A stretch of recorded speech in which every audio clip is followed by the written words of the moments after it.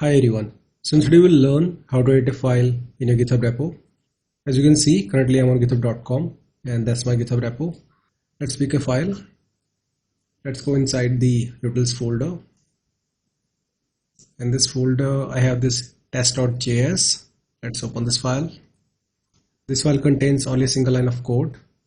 Now to edit it, I need to click on this pencil icon. Let's make it WhatsApp. After that, I need to click on commit changes. Here you can enter your commit message, but I'll leave it as it is. You can provide a description if you want to, but I'll leave it empty.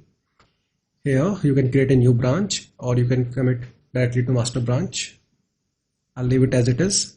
Now let's click on commit changes. And here you can see the file got updated. So I hope you understood how to edit a file in your GitHub repo. See you in the next video. Have a nice day.